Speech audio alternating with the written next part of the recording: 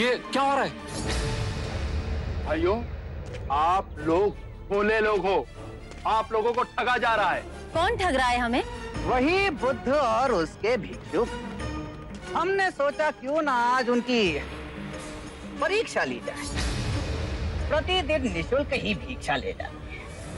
पर वो तो महात्मा लोग हैं। काहे का महात्मा? आज देखते हैं उनमें आध्यात्मिक शक्ति है या नहीं। यदि नहीं तो उन्हें धक्के मारकर राजगीर से बाहर निकाल देंगे। अवश्य। भाइयों भाइयों सावधान, दो भिक्षुक इधर ही आ रहे हैं। आइए आइए भिक्षुकगण आइए। आप ही की प्रतीक्षा हो रही थी, पधारिए। देखिए, यह चंदन का भिक्षा पात्र बांस पर रखा हुआ है। यदि आप बांस को बिना छुए चंदन का भिक्षा पात्र निकाल दें तो आपको भिक्षा मिलेंगी, अन्यथा नहीं। हमें क्षमा कीजिए।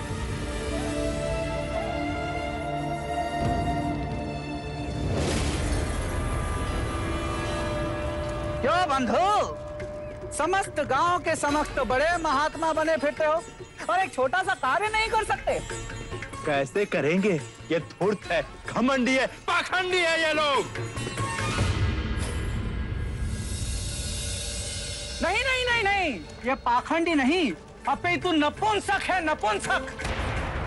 तभी तो भिक्षुक बने फिर रहे हैं। पता है इसका गुरु, धूर्त गुरु बुद्ध भी अपनी पत्नी को आधी रात में छोड़कर भाग गया था। सत्य वचन। बस के आगे मेरे गुरु को एक भी अपशब्द कहा तो मेरे गुरु के चरणों की धूल भी नहीं हो तुम लोग।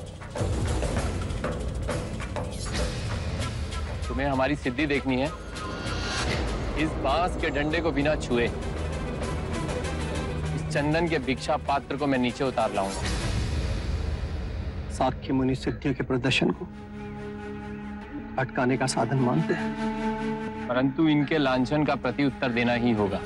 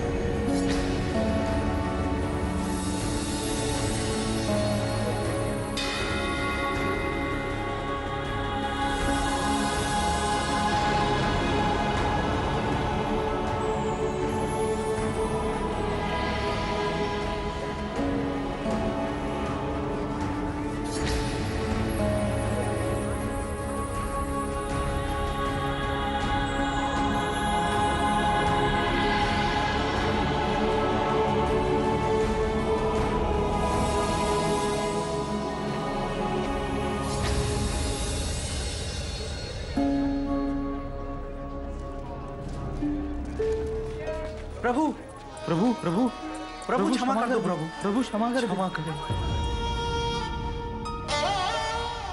क्षमा किया। महात्मा, अपना नाम तो बता दीजिए। त्रैत्य पुत्य।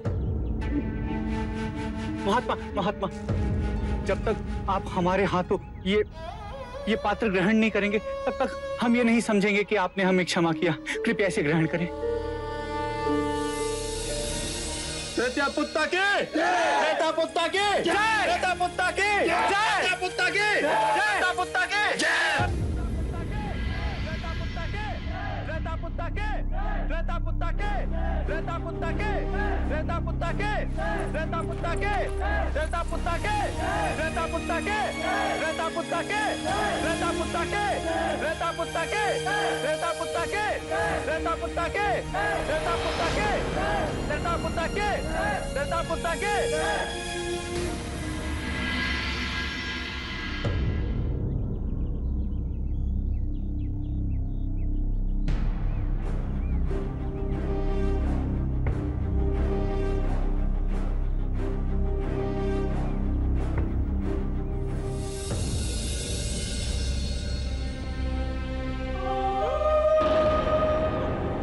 अब ये लोग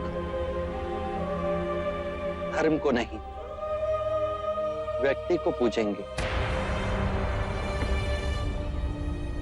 धर्म का विनाश होगा और चमत्कारी पूजे जाएंगे। इसके बाद संघ के किसी भी भिक्षु ने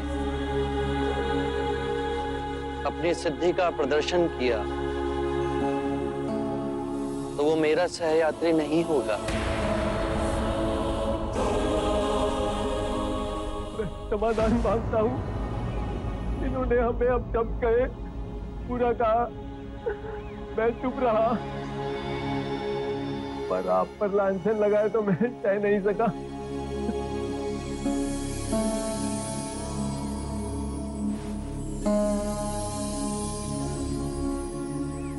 इन्होंने अपशब्द मुझे कहे, अपमानित मुझे किया, लांछन मुझ पर लगाए, पर मैं तो विचलित नहीं हूं। तो तुम क्यों विचलित हुए? इन सभी को परम सत्य की ओर ले जाना है। यदि आप सभी भिक्षु सिद्धि प्रदर्शन में फंसेंगे तो अपने मार्ग से भटक जाएंगे।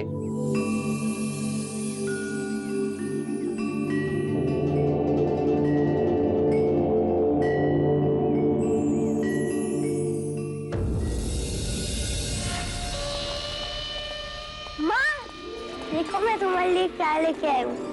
आज देवदत्त काका है ना, मुझे वन में ले गए थे। वहाँ मैंने ये पीले पुष्प देखे। देवदत्त काका ने बताया कि ये पीले पुष्प आपको बहुत अच्छे लगते हैं। ये अच्छे हैं ना माँ?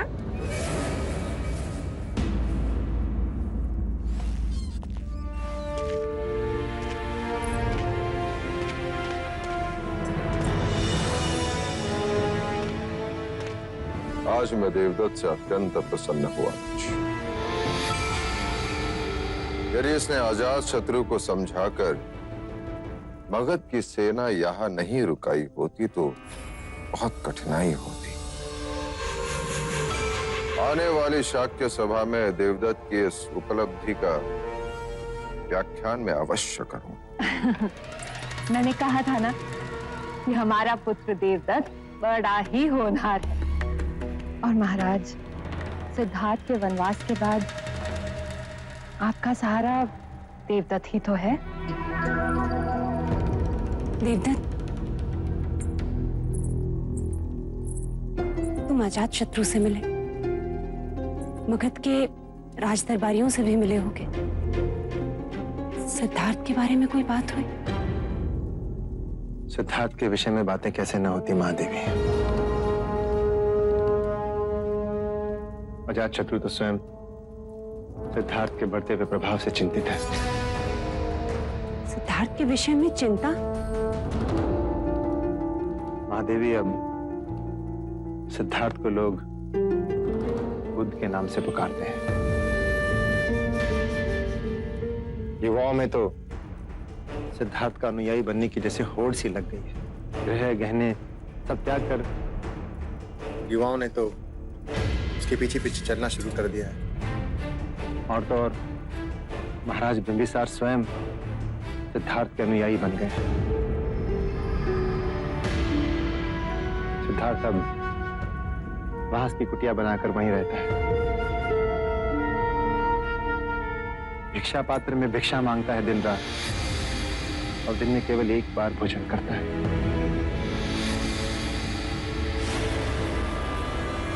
देवदत्त, सिद्धार्थ ने हमारे लिए कोई संदेश भेजा? संदेश? क्या संदेश भेजेगा सिद्धार्थ?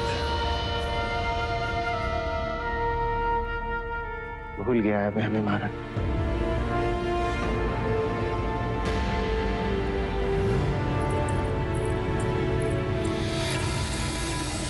महादेवी, इसमें उदास होने वाली कौन सी बात है? हमें तो पलट अभिमान होना चाहिए कि हमारा सिद्धार्थ कितने लोगों को प्रभावित कर रहा है।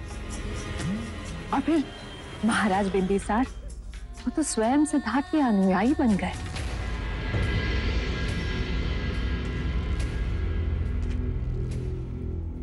सिद्धार्थ कपिलवस्तु का महाराज न बन सका, राज्य किया वो भी महाराज न बनकर।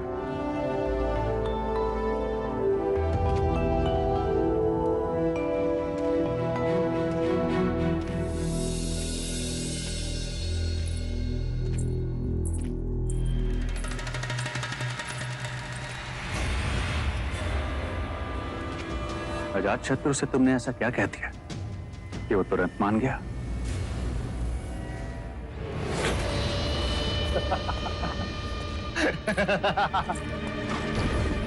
अजातशत्रु मगध का नरेश बनने को व्याकुल है और मैं शाक्यों का महाराज।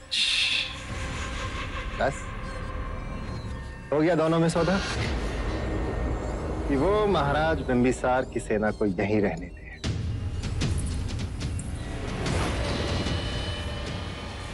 और फिर उचित अवसर पाकर मैं अपनी सेना को वेश बदलकर मगध की सेना के रूप में वहां भी भेज दूंगा और महाराज बिंबिसार अजातशत्रु मगध का सिंहासन पालेगा और मुझे शाक्यों का महाराज घोषित कर देगा।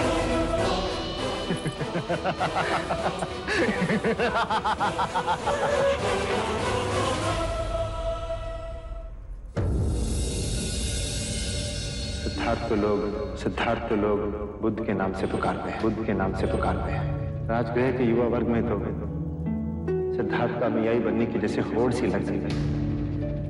गृह गहने सब त्याग कर गेरुआ धारण कर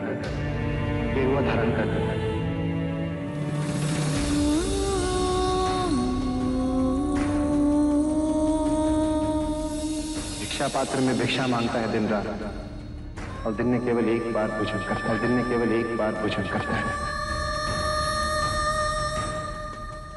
बांस की कुटिया बनाकर वहीं रहता है।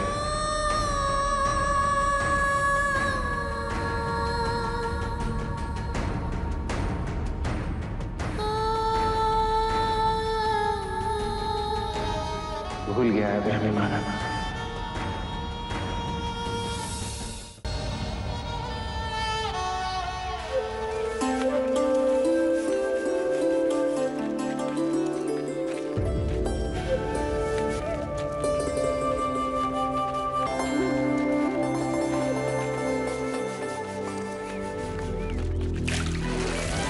वारी दुनिया, जो आदमी लोगों की बसी बसाई गृहस्थियों को उजाड़ रहा है, लोग उसी की जय जयकार कर रहे हैं।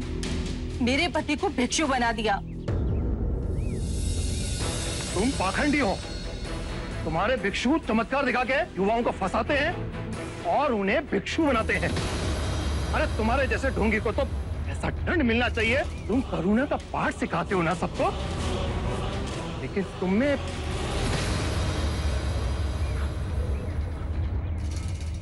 करुणा है? मित्र, यदि तुम अपने पड़ोसी के लिए कोई उपहार लाओ और वो उसे ग्रहण करने से मना कर दे, तो वो उपहार किसके पास जाएगा? मेरे पास। उसी प्रकार जो तुमने मुझसे कहा, उस उपहार को मैंने स्वीकार ही नहीं किया, तो वो स्वयं ही तुम्हारे पास चला गया। अब शब्द भी बुरे कृत्य हैं, उनका कोई प्रत्युत्तर नहीं, पर उनकी प्रतिध्वनि अवश्य है, जो टकरा स्वयं आपके हृदय में जाती। जिस प्रकार छाया मनुष्य का पीछा नहीं छोड़ती, उसी प्रकार बुरे कृत्य भी मनुष्य का पीछा नहीं छोड़ते। वो लौटकर दुख और बढ़ाते हैं।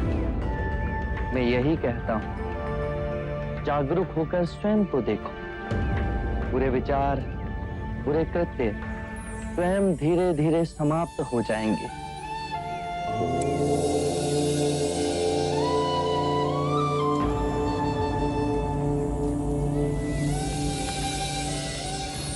आप महान हैं। आप शब्द का उत्तर, आशीर्वाद, आप सच में महान हैं। मुझ में और तुम में कोई अंतर नहीं। मैं जाग गया हूं, तुम भी जाग जाओगे।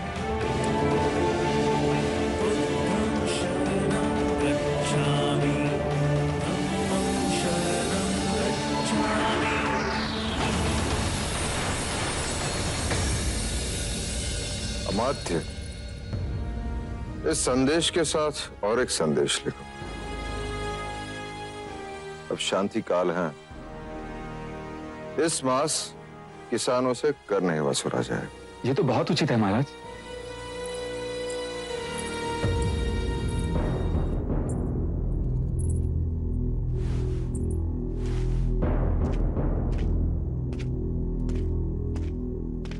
क्या हुआ देवी? महाराज, यशो को। यशोधरा ठीक तो है? बहुत दिनों से वो यहां भी नहीं आई। क्या हुआ उसे? मैं नहीं कह पाऊंगी, आप स्वयं चलकर देख लीजिए। यशोधरा,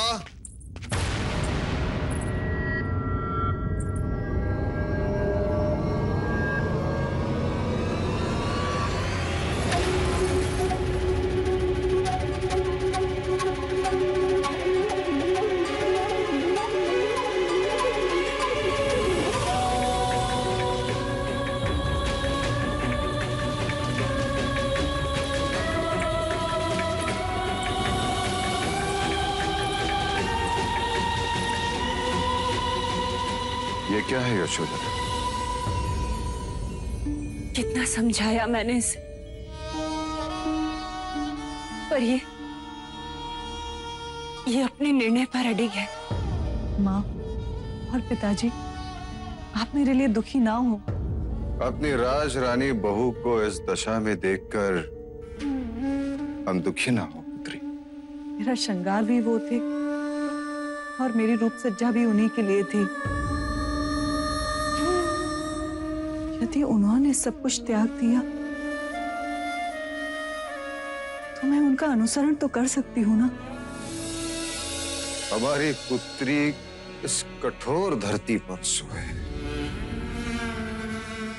असहनीय है। जो उनका भाग्य वो मेरा भाग्य।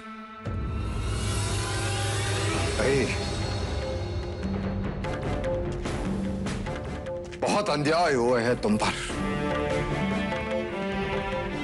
इस अन्याय का अंत यही होगा। अमात्य। जी महाराज। देखा अपनी भावी महादेवी की दशा। विरह रोग ने उसे ऐसे तड़पाया है कि इस फूल सी बच्ची की हालत देखो। बहुत अनर्थ हुआ है इस पर अब न होने दूंगा। तुम शीघ्र से शीघ्र मगध जाओ और सिद्धार्थ को वापस ले आओ। पिताजी, उनके मार्ग में बाधक बन जाए हम। कोई बाधा नहीं बनेगा उसके मार्ग में। सिद्धार्थ के पास जितने शीघ्र हो सके उतने शीघ्र जाओ। उसे कहना कि वन में ही रहना है तो कपिल वस्तु के वन में रहे। इस अबला की स्थिति का वर्णन कीजिए। क्या दोष है इसका जिसका दंड ये भुगत रही है? पिताजी, कृपा कीजिए। सिद्धार्थ यहाँ होगा तो कम से कम तुम उसे देख तो सकोगी, उससे बात तो कर सकोगी।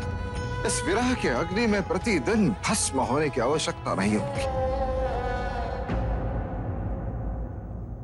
अमात्य चन्ना को साथ ले जाओ। सिद्धार्थ के हृदय में उसके प्रति प्रेम है। शीघ्र जाओ। जो आज्ञा महाराज।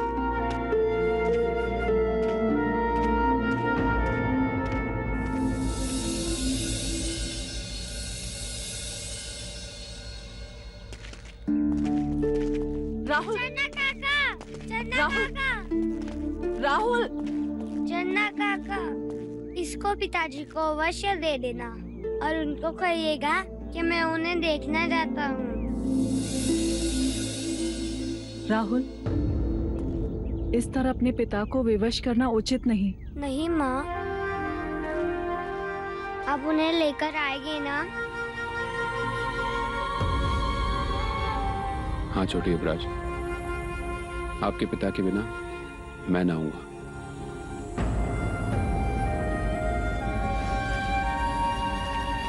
देवी, आप युवराज सिद्धार्थ के लिए कुछ भेजना चाहेंगी? कोई संदेश?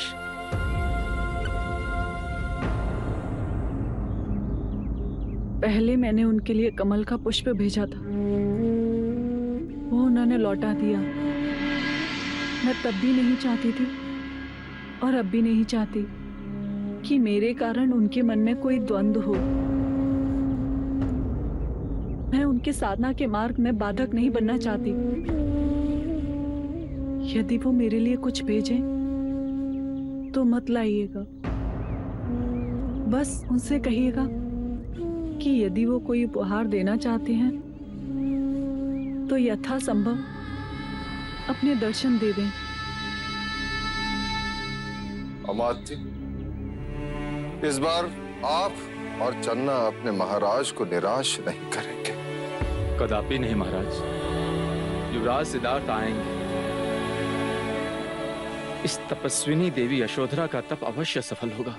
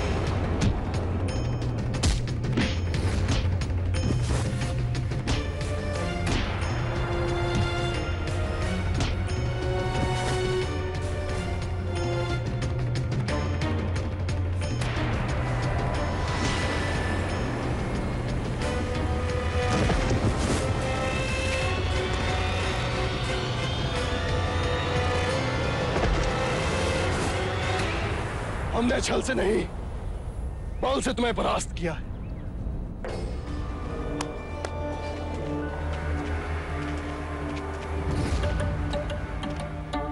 आपको पूर्ण विश्वास है कि मगध के सेना नायक हमारे साथ हैं? वो बुद्ध और महाराज से आहत है। यदि आपकी आज्ञा हो तो मैं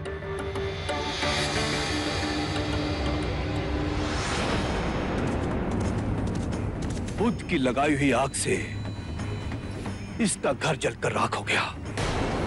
सेना नायक का दामाद इसकी बेटी को छोड़कर भिक्षुक बन गया। जब इसने महाराज बिम्सार के सामने गुहार लगाई तो जानते हो उन्होंने क्या कहा? आपके दामाद ने दिशाहीनता को छोड़कर सही दिशा की ओर चलने का संकल्प लिया है। किसी के जले पे नमक छिड़कना कोई महाराज से सीखो।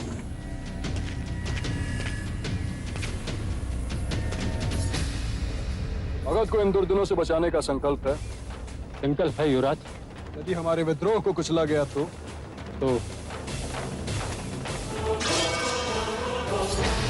मैं शपथ लेता हूं, प्राण दे दूंगा, मगध पर और आप पर आंच नहीं आने दूंगा। मुझे तुरंत 2 विश्वसनीय और निपुण तलवार चलाने वाले चाहिए। राज केवल 2? 2 बहुत हैं। बस उनमें महाराज का शीश धड़ से अलग करने का साहस होना चाहिए। मुझे महाराज बिंबिसार का कटा हुआ शीश चाहिए।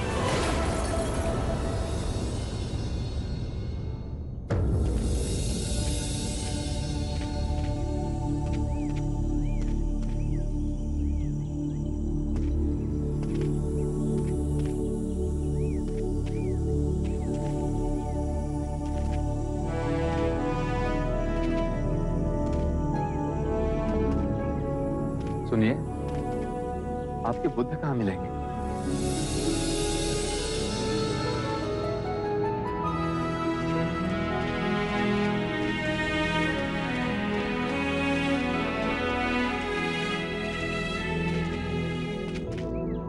युवराज,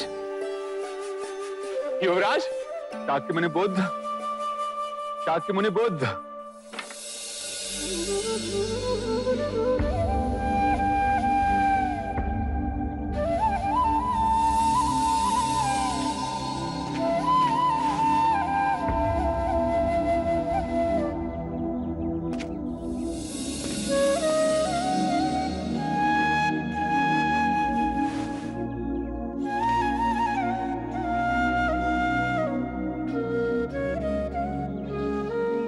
मेरे प्रिय भिक्षुओं, ये मेरे परम मित्र चन्ना है और ये पिता तुल्य अमात्य कपिल वस्तु के मंत्री।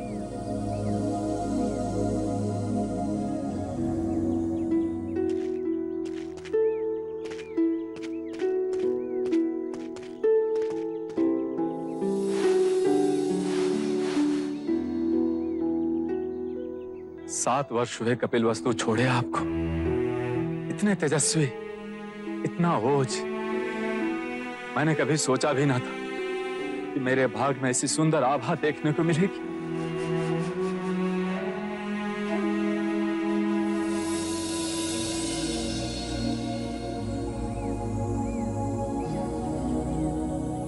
माता प्रजापति और पूजनीय पिताश्री कैसे हैं? आपके जाने के पश्चात कभी भी हमने उन दोनों के चेहरे पे खुशी नहीं देखी। अब तो महाराज के स्वास्थ्य भी गिरने लगा है। शाक्यगण की सभा में वो अरुचि से जाते हैं।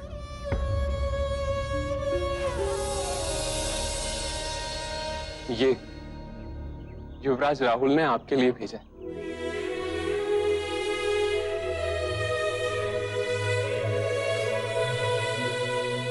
राहुल अब इतने बड़े हो गए हैं कि अपनी माँ से हट करके ये आपको देने के लिए कहा। आप ही की तरह प्रतिभाशाली, हर विद्या में निपुण, हर घड़ी आपको याद करना।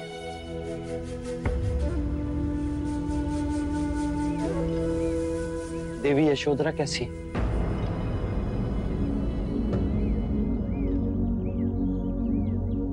देवी यशोधरा के विषय में हम आपसे कुछ न कहेंगे। आप स्वयं कपिल वस्तु आइए और उनका हाल देखिए। मेरे सारे प्रश्नों के उत्तर मिलते ही लौट आऊंगा तुम्हारे पास, राहुल के पास।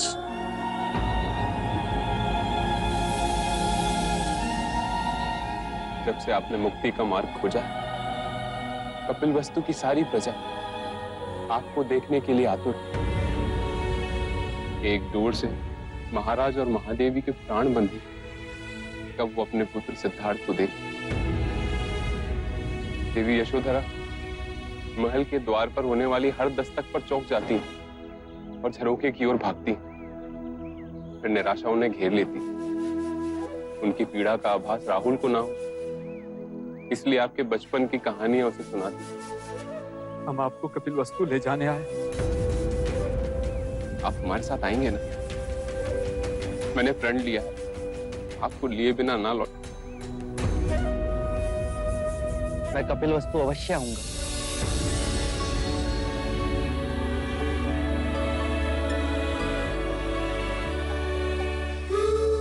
मैंने तुम्हें वचन दिया था यशोधरा, मैं तुमसे मिलने आ रहा हूं।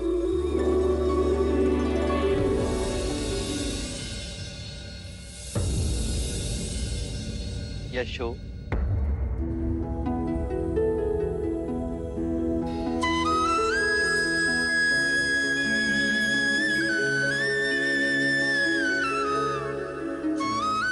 देखो मैं लौट आया, अपना वचन नहीं तोड़ा। रात्रि में गया था, रात्रि में ही लौटा। ये रात्रि बहुत लंबी थी।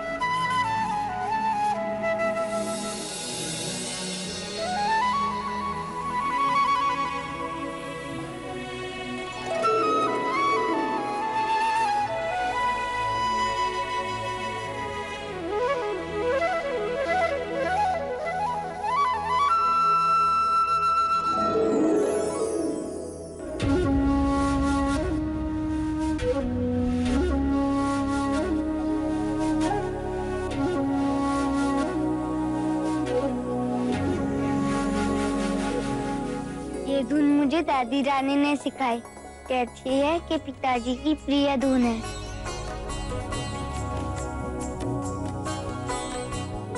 माँ, तुम बड़ी प्रसन्न दिख रही हो। हाँ, तुम्हारे पिताजी जो घर आ रहे हैं। सच माँ? हाँ, तुम्हारे पिताजी स्वयं मुझे स्वप्न में आकर कहकर गए।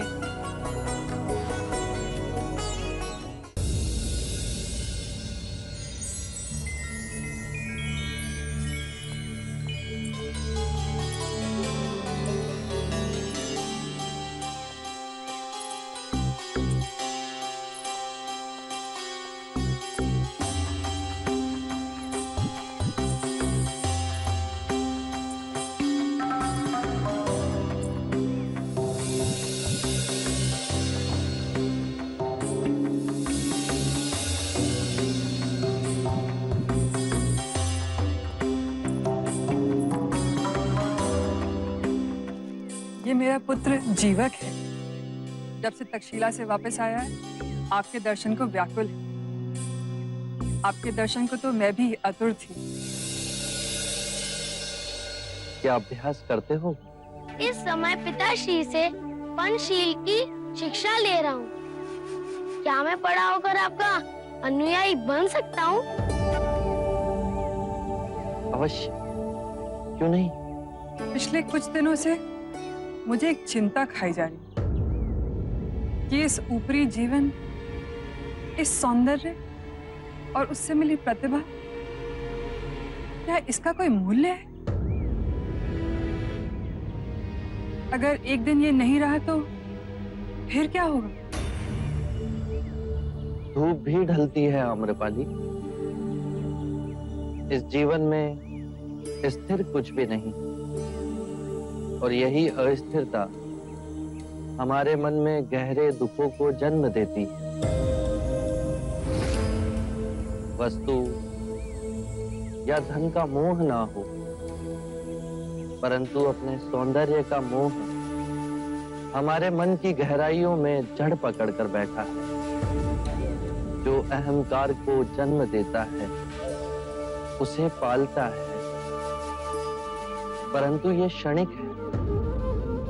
जब तुम ध्यान में जाओगी तो पाओगी जो नश्वर है, तुम उसे पकड़कर बैठी हो, और तुम्हारे दुख धीरे धीरे विलीन होते जाएंगे।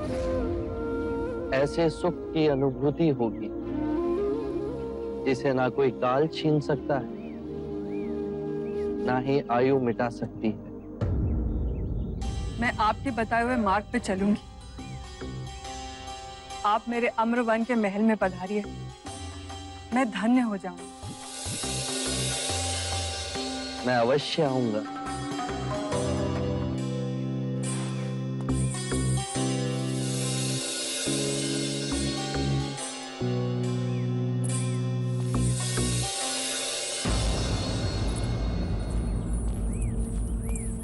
जब आप आम्रपाली से बात कर रहे थे तो उसके रूप का कोई आप पे प्रभाव ही ना पड़ा। आप में अजर चेतना है, पर किसी भिक्षु के समक्ष ऐसी सुंदर स्त्री आ जाए तो किस प्रकार वो आप साथ संभाव उत्पन्न करे। रूप और कुरूप, ये दोनों ही विभाजन हमारे मन ने ही बनाए हैं। ये उन्हीं 5 तत्वों से मिलकर बना है जिससे सारी सृष्टि बनी है। यदि हम एक कलाकार की दृष्टि से देखें तो कोई भी वस्तु अद्भुत और कोई भी वस्तु कुरूप भी दिख सकती है।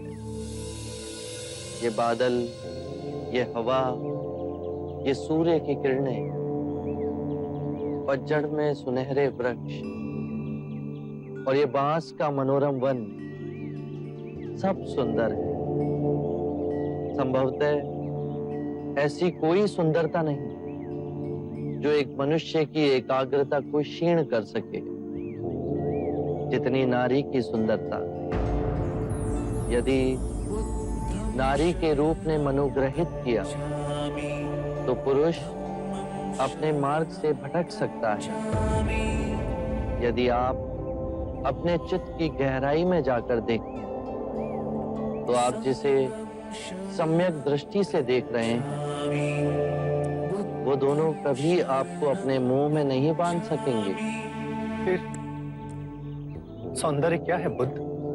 सौंदर्य जो अमिट है, जो कभी दुखों का कारण नहीं बनेगा, वो करुणामयी मुक्त हृदय कभी भी कार्य कारण से बंधा नहीं होता। वो हृदय जिसमें शांति और आनंद का भाव हो, वही परम सत्य है। बस अभ्यास करो, ये द्वार सबके लिए खुले हैं। बस पहला पग आपको स्वयं उठाना है।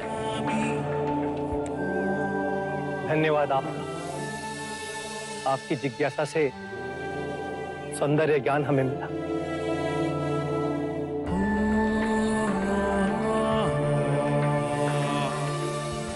मैं भी क्या सोच कर आया था, और देखो क्या हो रहा है। मैं बुद्ध को कपिल वस्तु ले जाने आया था, पर अब मैं स्वयं यहीं रहना चाहता हूं, आपके संग में, आपका भिक्षु बनकर। आप मुझे भिक्षु बनाएंगे ना? अवश्य। कपिल वस्तु जाने के बाद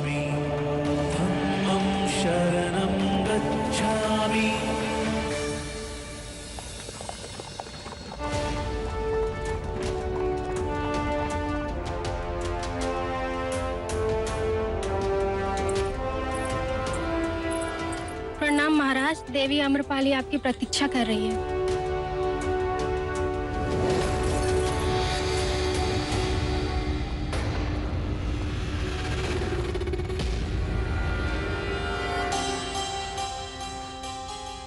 आज मैं बहुत आनंदित हूँ। धन्य भाग हमारे तो आज बुद्ध के दर्शन मिले। जीवक भी पूछ रहा था कि वो बुद्ध का अनुयायी बन सकता है या नहीं।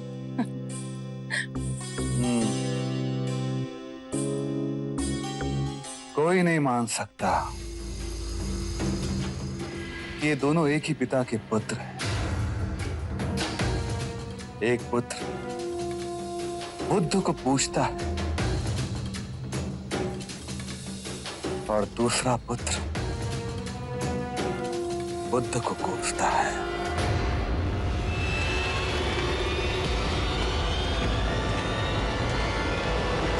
न जाने अजात शत्रु की महत्वाकांक्षाएं उसे किस गहरी खाई में ढकेल देंगी। क्षत्रियों का धर्म केवल युद्ध करना नहीं है, शांति स्थापित करना भी क्षत्रियों का ही धर्म है।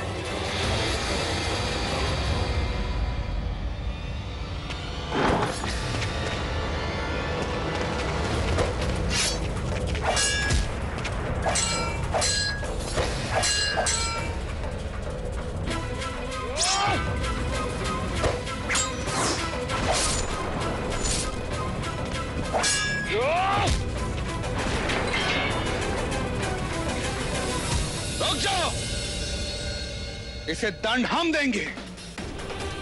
तुमने मगध नरेश बिंबिसार के ऊपर आक्रमण करने का दुस्साहस किया है।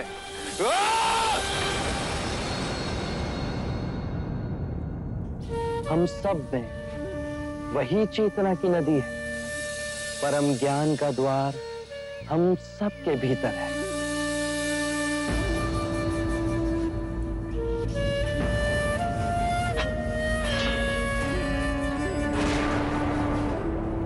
जाओ, मैं तुम्हें जीवन दान देता हूं।